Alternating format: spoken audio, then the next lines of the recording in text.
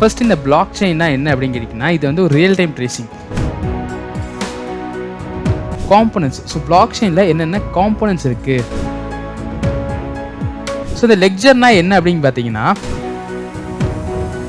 டேட்டாவை காப்பாற்றுறதுன்றது வந்து இன்றைக்கி ஒரு அட்மோஸ்ட் ப்ரையாரிட்டியாக மாறிருக்கு. ஏன்னா ஹேக்கிங் ரொம்ப அதிகமாகிடுச்சிங்க. ஓகேவா? ஸோ அதுக்கு சைபர் செக்யூரிட்டியை படிச்சுக்கிட்டு இருக்கோம். அப்படி என்ன தான் இருந்தாலுமே இந்த கிரிப்டோ கரன்சின்ற ஒரு ஹை லெவல் போயிடுச்சுன்னு வச்சுக்கலாம். இந்த பிளாக் செயின் அந்த மாதிரி டெக்னாலஜி உள்ளே வந்துச்சுங்க. அது பிளாக் செயின்னா என்னங்க? ஒரு டேட்டாவை பிளாக்ஸாக ஸ்டோர் பண்ணுவாங்களாம். அது பேங்கிங் செக்டர்ஸில் கிரிப்டோ கரன்சிலாம் பயங்கரமாக யூஸ் பண்ணுறாங்களாம். சரி, பிட்காயினுக்குலாம் இதுதான் இந்த மாதிரி தான் டேட்டாவை ஸ்டோர் பண்ணுறாங்களாம். ஸோ எஸ்கியூஎல் டேட்டா பேஸ்ன்றதை தாண்டி இப்போ பிளாக் செயின் வேற ஒரு உலகம் உருவாயிட்டு இருக்கேன். அப்படி பிளாக் செயினா என்னங்க? அதை பற்றி டீட்டெயிலாக சொன்னால் ரொம்ப நல்லா இருக்குங்க. பிளாக் செயின் டெக்னாலஜி வந்து உண்மையாகவே ஒரு கிரேட்டஸ்ட் டெக்னாலஜி தான் சொல்லணுங்க. Authentication crypto கரன்சிங்க. கிரிப்டோன்னு வந்துச்சுனாவே அங்கே பிளாக் செயின் வந்துடுங்க. எதனால் பிளாக் செயின் கேட்டிங்கன்னா வந்து சில விஷயங்களை அழிக்கவே கூடாது. ஒரு டேட்டா இருக்குது, ஒரு பேங்க்கில் ஒரு டேட்டா இருக்குன்னு வச்சுங்களேன். அந்த டேட்டாவை டெலிட் பண்ண முடியும். டேட்டா பேஸாக இருந்தால் அதை டெலிட் பண்ண முடியுங்க. அது பிளாக் செயினாக இருந்தால் டெலிட் பண்ணவே முடியாது. இது ஒன்று. ரெண்டாவது, பிளாக் செயினை பொறுத்த வரைக்கும் ஒரு டேட்டாவை மாற்றினாவே வந்து ஒரு பால் இருக்குங்க. பாலில் ஏதோ ஒன்று கலந்தோன்னா ஆட்டோமேட்டிக்காக வந்து அது பாலாக இருக்காதுங்க. அதோடைய தன்மை மாறிடுங்க. அதே மாதிரி தான் பிளாக் செயினில் ஏதோ ஒரு விஷயத்தை நீ சேஞ்ச் பண்ணனா வந்து ஆட்டோமேட்டிக்காக மொத்த சிஸ்டமும் மாறிடுங்க. இதனால் வந்து ஹையஸ்ட் செக்யூரிட்டி இருக்குங்க. யாரும் அழிக்கவும் முடியாதுங்க. அதே மாதிரி பார்த்தீங்கன்னா வந்து டீசென்ட்ரலைஸ்னு ஒரு கான்செப்ட் இருக்குங்க. பிளாக் செயின் நம்ம தெரிஞ்சுக்க வேண்டியது இதெல்லாம் தாங்க. அதாவது உங்களோட டேட்டா எல்லாமே பிளாக்காக இருக்கும். ஒரு பிளாக்கை மாற்றிட்டா வந்து முன்னாடியும் பின்னாடி இருக்கிறவங்க சொல்லுவாங்க இது மாறிடுச்சுப்பான்ட்டு. இது ஒரு பெரிய அட்வான்டேஜுங்க. மாற்ற முடியாது. ஹைலி செக்யூருங்க. ரெண்டாவது டீசென்ட்ரலைஸுங்க. ஒரு இடத்துல இருந்து அழிச்சிடலாம்பா. இது 4-5 இடத்துல இருந்துச்சு அப்படின்னா வந்து ஒரு இடத்துல அழிச்சாலும் இன்னொரு இடத்துல எடுத்துப்பாங்க. இது டீசென்ட்ரலைஸ் சிஸ்டமாக இருக்குங்க. அண்ட் மூணாவது பார்த்தீங்கன்னா ஹைலி செக்யூர் சிஸ்டம் சொல்லுவாங்க.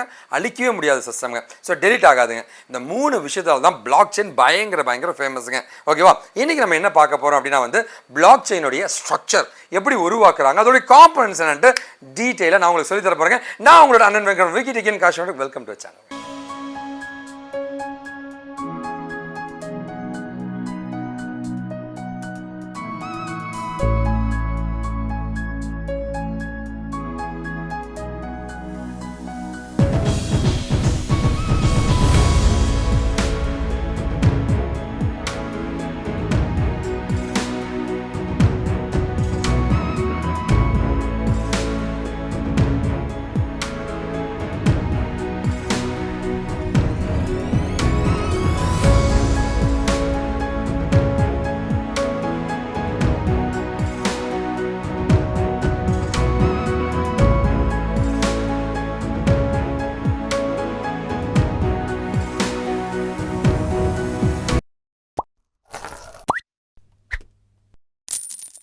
ஸோ நாம் இன்றைக்கி பார்க்க போகிற டெக்னாலஜி என்ன அப்படின்னு கேட்டிங்கன்னா பிளாக் செயின் அப்படின்னு நம்ம சொல்லுவோம்.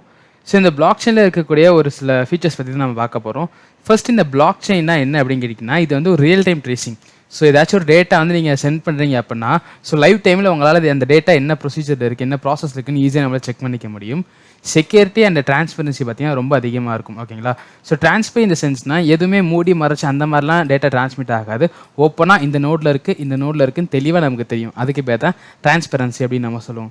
ஸோ ட்ரஸ்டட் டிரான்சாக்ஷன் எப்படின்னா என்னென்னா ஸோ நண்பகத்தன்மையான ஒரு டிரான்சாக்ஷன் வந்து பார்த்தீங்கன்னா இந்த பிளாக் செயினில் ரொம்ப ஈஸியாக இருக்கும். ஸோ செக்யூரிட்டி எங்கே அதிகமாக இருக்கோ அங்கே கண்டிப்பாக ட்ரஸ்ட்டும் இருக்கும்.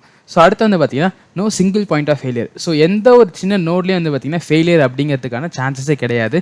ஸோ அந்தளவுக்கு சூப்பராக வந்து பார்த்தீங்கன்னா இந்த பிளாக் செயினை பில்ட் பண்ணியிருப்பாங்க. ஸோ நெக்ஸ்ட் வந்து பார்த்தீங்க அப்படின்னா இந்த ஸ்ட்ரக்சர் பிளாக் செயினோட ஸ்ட்ரக்சர் பற்றி நம்ம பார்க்கலாம். இந்த பிளாக் செயின் அப்படிங்கிறது ஒரு லிஸ்ட் ஆஃப் ஆர்டர்ட் பிளாக்ஸ் மாதிரி. ஓகேங்களா? ஸோ ஒரு நோடு ஒரு பிளாக் மாதிரி கனெக்ட் ஆகிருக்கும். அதில் ரெக்கார்டு எடுத்து வச்சுருப்பாங்க. அடுத்து இன்ஃபர்மேஷன் ஸ்டோர் பண்ணும். அண்ட் ஃபைனலாக வந்து பார்த்தீங்கன்னா ட்ரான்சாக்ஷன் நடக்கும். என்ன ட்ரான்சாக்ஷன் நடக்கும்னு பார்த்தீங்கன்னா ரெக்கார்டான இந்த டேட்டாஸாக வந்து பார்த்தீங்கன்னா ட்ரான்சாக்ஷன் நடக்கும். அண்ட் எல்லாத்தையுமே பாயிண்டர்ஸ் அப்படின்னு நம்ம சொல்லுவோம். ஓகேங்களா? ஸோ நெக்ஸ்ட் வந்து பார்த்தீங்க அப்படின்னா காம்போனன்ட்ஸ். ஸோ பிளாக் செயினில் என்னென்ன காம்போனன்ட்ஸ் இருக்குது அப்படிங்கிற பற்றி நம்ம பார்க்கலாம். ஃபஸ்ட்டு வந்து பார்த்தீங்கன்னா peer to peer network.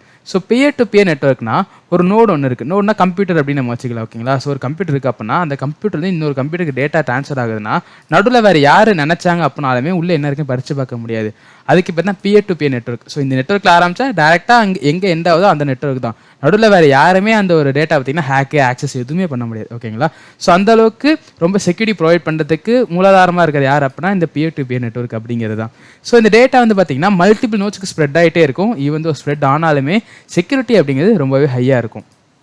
Next வந்து பார்த்தீங்க அப்படின்னா லெக்சர். ஸோ இந்த லெக்சர்னா என்ன அப்படின்னு பார்த்தீங்கன்னா, ஸோ நம்மளோட டேட்டாஸ் எல்லாத்தையும் ட்ரான்சாக்ஷன் எல்லாத்தையுமே ஸ்டோர் பண்ணி வைக்கிறதுக்கான ஒரு க்ரோனாலஜிக்கல் அண்ட் இம்யூட்டபிள் வே, அதுதான் பார்த்தீங்கன்னா லெக்சர் அப்படின்னு நம்ம சொல்லுவோம்.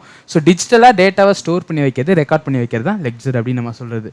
ஸோ நெக்ஸ்ட் வந்து பார்த்தீங்கன்னா ஸ்மார்ட் கான்ட்ராக்ட்ஸ். ஸ்மார்ட் கான்ட்ராக்ட்ஸ்னா என்ன அப்படின்னு கேட்டிங்கன்னா, நீங்கள் ஒரு பண டிரான்சாக்ஷனோ இல்லை வேறு ஏதோ பண்ணுறீங்க அப்படின்னா அந்த கான்ட்ராக்ட்ஸ் எப்படி பேப்பர் எழுதி தருவோம், ஸோ இவருக்கு அனுப்புகிறோம் அப்படின்னு பேப்பர் எழுதி சைன் போட்டு தர மாதிரி ஸ்மார்ட் கான்ட்ராக்ட்ஸ் எல்லாமே அந்த பிளாக்செயினே பார்த்தீங்கன்னா இன்பில்ட்டாக ரெடி ஆகிருக்கும். ஓகேங்களா? ஸோ இது ரொம்பவே அதிகபட்சம், ரொம்பவே எப்படி சொல்கிறது, ப்ரையாரிட்டைஸாக அவங்க பார்ப்பாங்க ஸ்மார்ட் கான்ட்ராக்ட் அப்படிங்கிறது. ஓகேங்களா? So S. ஸோ அடுத்து பார்த்தீங்கன்னா கன்சென்சஸ் ரூல்ஸ் அப்படின்னு நம்ம சொல்லுவோம். அதாவது ஒரு டேட்டா ஒரு நோட்லேருந்து இன்னொரு நோடுக்கு போகுது, what ever data it maybe. So அது மேபி ஒரு பிட்காயினாக இருக்கலாம், இல்லை ஏதாச்சும் ஒரு வீடியோஸாக இருக்கலாம், ஏதாச்சும் ஒரு இமேஜஸாக இருக்கலாம். அந்த மாதிரி டேட்டாஸ் வச்சு ட்ரான்ஸ்ஃபர் ஆகுதுன்னா எல்லா நோடுமே எந்தெந்த நோடுக்கு அது பாஸ் ஆகி போதோ அந்த எல்லா நோடுக்குமே செட்டான ரூல்ஸ் இருக்கும். ஓகேங்களா?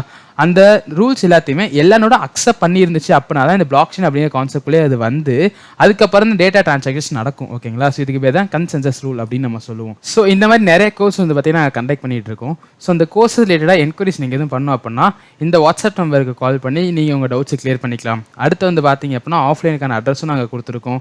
அண்ட் அடுத்து வந்து மெயில் ஐடிஸ் ப்ரொவைட் பண்ணியிருக்கோம். இன்ஸ்டாகிராமுக்கான ஐடி வந்து பார்த்தீங்கன்னா நாங்கள் ப்ரொவைட் பண்ணியிருக்கோம். உங்களுக்கு ஏதாச்சும் கோர்ஸ் ரிலேட்டட் என்கொயரிஸ் இருந்தால் எந்த மீடியமில் என்ன உங்களுக்கு கால் பண்ணலாம். So thank you people.